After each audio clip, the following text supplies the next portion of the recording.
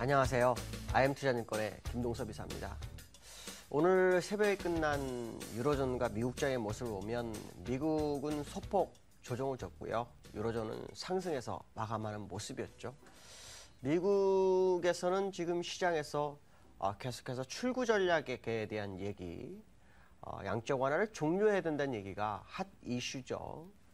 제가 보는 견해는 양적 완화는 올해는 종료를 안 할 거라고 보는데, 시장에서는 다음 달 이후나 여름 이후에는 양적 완화를 거의 종료를 해야 한다라는 얘기를 하고 있죠. 존 윌리엄스 같은 연은 총재 같은 경우에도 역시 다음 달 이후, 그다음에 피셔 같은 사람도 역시 다음 달 이후.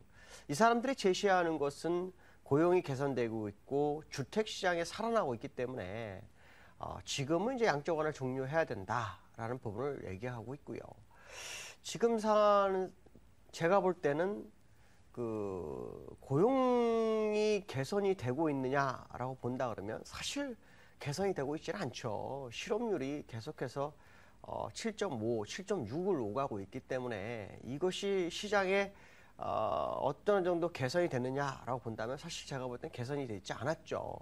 또 인플레이션도 시장에서는 2% 정도를 요구하고 있는데 지금 1.1% 정도 되고 있죠. 오히려 시장은 디플레이션 가능성이 제기되고 있는 그런 상황이기 때문에 사실 양적 완화 종료가 사실 쉽지는 않을 것이다 라는 생각을 하고 있습니다. 찰스 에반스 같은 총재는 오히려 양적 완화를 계속 유지해야 된다는 사람도 있고, 로젠 그랜이라는 사람 같은 경우는 오히려 양적 완화를 더 증가시켜 확대를 해야 된다라고 얘기를 하고 있는데요. 제가 볼 때는 이 양적 완화나 출구 전략 얘기가 시장에는 결코 나쁘지 않은 상황입니다. 왜 그러냐면 시장에서 계속 이 얘기를 하게 되면 많은 투자가들은 리스크 관리를 어느 정도 하게 되죠. 양적 완화 종료했을 때 가장 손실이 클 수 있는 거, 채권 시장이죠. 대학 같은 경우에는 벌써 채권 시장에 손을 떼는 그런 상황이죠. 이렇게 얘기가 많다가 실질적으로 출구 전략이 지내면 시장엔 충격이 적습니다. 그러니까 어떻게 보면 출구 전략 얘기하는 것이 결코 나쁜 것만은 아니죠. 미리 얘기해서 일이 터졌을 때는 시장에 충격을 주지 않는 정도를 생각하는 게 좋지 않을까라고 판단하고 있고요. 양적 완화 종료하더라도 너무 떠들어댔기 때문에 이것이 시장에 악영향을 제한될 수 있다라고 보고 있습니다. 다만 제가 보는 견해로는 벤 버냉키 의장 임기 내에는 어려울 것이다라고 판단하고 있고, 지표상으로도 아직 제조업 지표는 여전히 좋지 않은 상태다라고 판단한다면 양적 완화는 아마도 당분간은 계속 지속 가능성에 대한 부분을 생각해야 될 것 같습니다. 22일 날 벤 버냉키 의장이 상원하원 합동해서 연설이 있죠. 여기서 어떤 얘기를 할까? 시장에는 얘기하고 있는데 아마 양적 완화에 대해서는 아마 유지에 대해서 얘기할 확률이 상당히 높다고 봐야 될 것 같고요.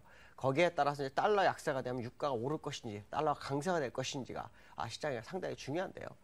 사실 벤 버냉키 의장에 대해서 짐 로저스 같은 사람들은 악담을 했죠.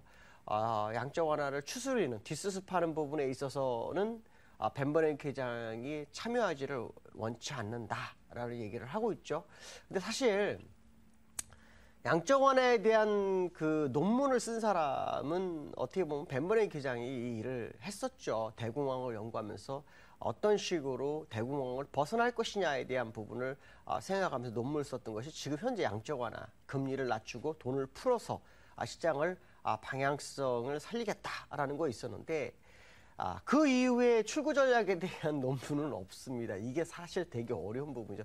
사실 웃어서는 안 될 문제지만 이게 벤 버냉키 의장도 피하고 싶은 내용일 것 같습니다.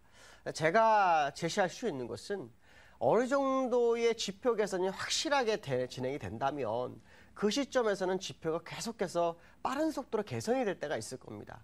그 시점에 사실은 출구 전략을 진행하게 되면 지표가 좋아지는 걸로 출구 전략에 대한 악재를 상쇄시킬 수 있습니다. 근데 문제는 그 포인트를 어떻게 잡을 거냐는 거죠. 일단 지금 얘기하는 사람들은 실업률이 7.5지만 자연적인 개선이 계속 유지될 거다라는 거죠. 그렇기 때문에 지금 상태에서는 줄여나가야 된다라고 생각하는데, 제가 볼 때는 실업률이 7% 정도 선까지는 내려와야 거기서부터 방향성이 나오지 않겠느냐라고 판단하고 있습니다. 그렇다면 한 12개월 정도는 시간이 필요한 것이 아닌가라고 보여지고 있고요. 사실 벤 버냉키 의장은 여기서 도망가면 안 되죠. 사임해서는 안 됩니다. 마무리를 지어야 되는데 아마도 2008년부터 시장을 이끌어오면서 피로가 누적됐을 확률은 좀 열어두고 볼 수는 있겠죠. 하지만 제가 볼 때는 양적 완화 아직까지는 시간이 있다라고 판단하고 있고요. 차기 여는 총재가 누가 되느냐, FRB 총재가 누가 되느냐의 싸움인 것 같습니다. 매파면 양적 완화는 바로 종료일 것이고요. 비둘기파면 양적 완화를 유지할 것이다 라고 보시면 될 것 같고요. 자, 그 다음에 일본 엔화 약세에 대해서 미국이 왜 무기를 하느냐, 이거에 대해서 진짜 말이 많죠. 일단 엔화 약세로 인해서 미국 달러가 강세로 가야 되는데 강세가 5% 정도 개선됐다면 실질적으로 보면은 0.5% 정도밖에 되지 않았다는 거죠. 또 엔화로 인한 수출에 있어서 상당히 잘 이겨낼 수 있는 성장세를 미국이 좀 가지고 있다는 것도 상당히 중요하고요. 엔화로 인해서 주변 국가의 통화가 절상되면서 유로존 같은 경우에 어쩔 수 없이 경기 부양책을 취할 수밖에 없는 그런 상황. 또 TPP 관련해서도 좋은 여건을 가할 수 있기 때문에 미국은 굉장한 계산 속에서 지금은 엔화를 약세를 유도할 수밖에 없다라는 것이 현재 시장의 논리다라고 보시면 될 것 같고요. 일본의 지금 그 엔화에 대해서 얘기가 많습니다. 왜냐하면 일본이 계속해서 엔화 약세를 유도하고 있지만 일본이 그 수출하는 기업들이 사실은 지금 중국이나 동남아 쪽으로 거의 그 기업이 공장에 가 있죠. 그러다 보면 사실 수출보다는 수입이 더 중요하죠.